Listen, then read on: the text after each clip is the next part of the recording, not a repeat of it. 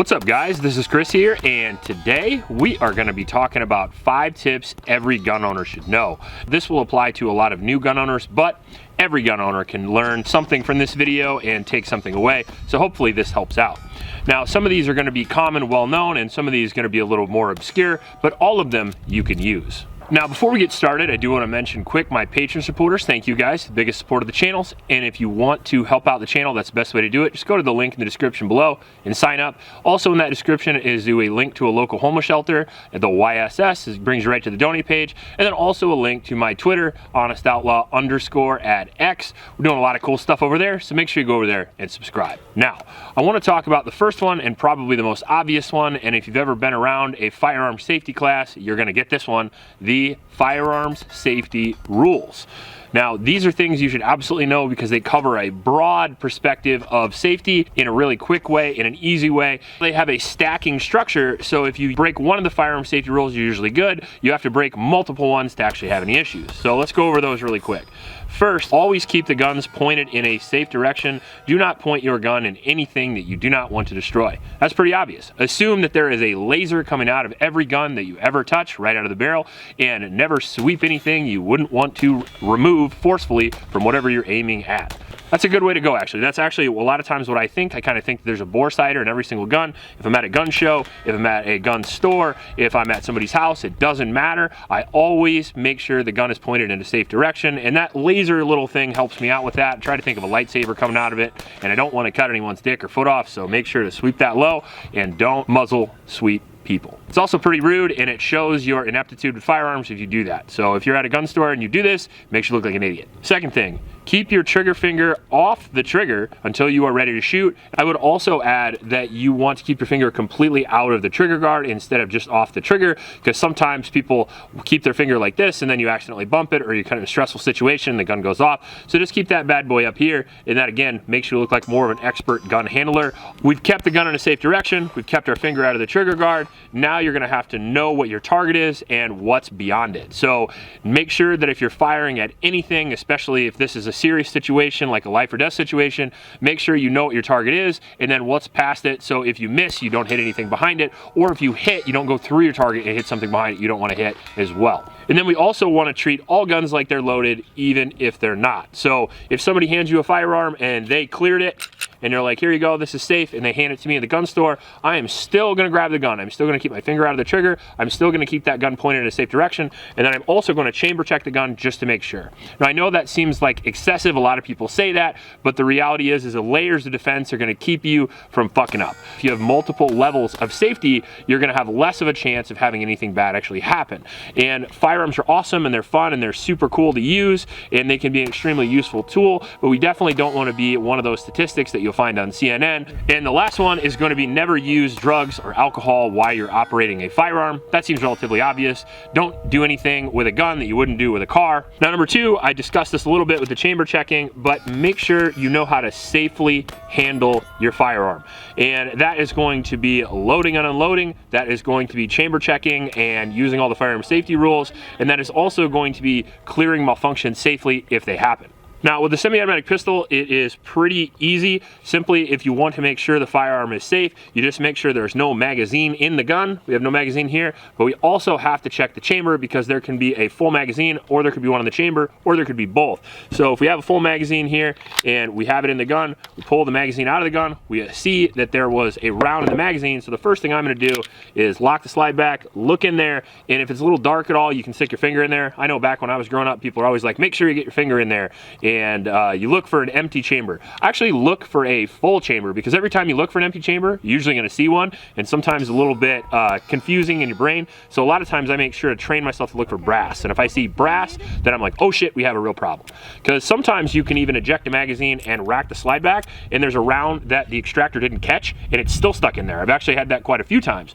And on top of that, you could even have potentially have a squib load where there is a round in the middle of the chamber. So make sure that you know how to check your chamber and check your firearm and make sure it's safe. The second thing is loading and unloading. You basically, with a semi-automatic pistol, you essentially just load the magazine in and rack the slide, and you are loaded up and ready to go. And if your firearm has a manual safety, you can put it on at that point, or if it has a decocker, you can do that as well. Now, that is the basic way to operate a semi-automatic pistol, but every gun has its operation. So if you have an AR-15, you're gonna have to load the mag, rack the charging handle, and put it on safe. It's a similar mechanism for every gun, however, it's gonna be in different locations. The safety is gonna be different locations. The magazines are gonna be in different locations. Sometimes you'll have a rifle with the magazines in the grip, sometimes it'll be in the front of the grip, sometimes with a bullpup, it'll be behind. So make sure to read your manual and know how to safely handle your firearm. If it's a double barrel shotgun or it's a semi-automatic shotgun, they're gonna load and operate differently, and you're gonna have to know that. And then obviously, once you know how to load and unload your firearm correctly, clearing malfunctions is basically that process, except when you don't want to. Now, these things have a lot of places where you can find them. You can go to an instructor and learn this if you want to spend some money, or you could simply just look up a YouTube video or read the manual that comes with your firearm. And if it didn't come with a manual, a lot of companies actually have online manuals that you can download on their website. Now, the third thing you're gonna need to know is how to take down and clean and maintain your firearm. Lubing and cleaning is actually an important part of firearm usage. Not only does it keep the firearm working when you want it to work, but it keeps it from degrading over time. So if you don't lube the gun, it can get rusty, especially depending on what type of metal or depending on what type of coating it has. If you have Cerakote, less so. If you have bluing, more so. Particular guns need to be lubed or cleaned less or more, and that's an important thing to know too when you're getting into your firearm. If you own a 1911, it's a great gun, but it needs to be lubed more than something like this Glock here. It just depends on what type of gun it is, but you will have to clean it eventually, and you will have to clean the internals of the slide, and you'll probably have to clean the trigger group at some point. So it's good to know how to disassemble your firearm. With Glocks, with striker-fired pistols, are relatively easy. You usually have a takedown lever and a simple mechanism. With like a SIG or an M&P, they have a lever you push down, lock the slide to the rear, and slide it off. With the Glock, you pull the slide to the rear, you pull down the takedown levers and slide it off. You take out the barrel assembly and the spring, and then you just basically do mediocre cleaning for anything up to 5,000 rounds, and then usually at that point you want to do a detailed cleaning, which you probably will need your manual or a video tutorial. Now, if you're just going out to the range for the first time, or if you go out a couple times a year, really all you have to do is lube the firearm, not clean it. Back in the day when I was younger, like in the 90s, it was literally clean your firearm every time you use it. That's not the case these days, especially with modern firearms. You don't really need to do that.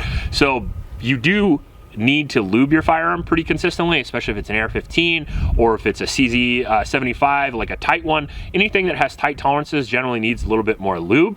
Glocks, super loose. M&Ps, they don't need much. But if you just want to lube it the correct way, there's obviously manuals, tutorials. If you want to do it really quickly, basically you just need to do it on any spot that wears. So if you pull your gun apart and you can see wear on the slide, or where the slide connects to the frame, or where the barrel lockup is with the slide, those things need lube. And you can do that literally without even taking your gun apart really quick if you want. A lot of times I just lube the top of the chamber, lock the slide back, put some on the back slide rails and on the front, and then just run the gun a bunch of times. Now, that's not the best way to lube your firearm, but it's a quick way, especially if you're experiencing malfunctions at the range and you don't want to take time to do things correctly. Now, the fourth thing you're going to need to know is how to store your firearm. And that's going to be different for every firearm, every person, and every house, and every state.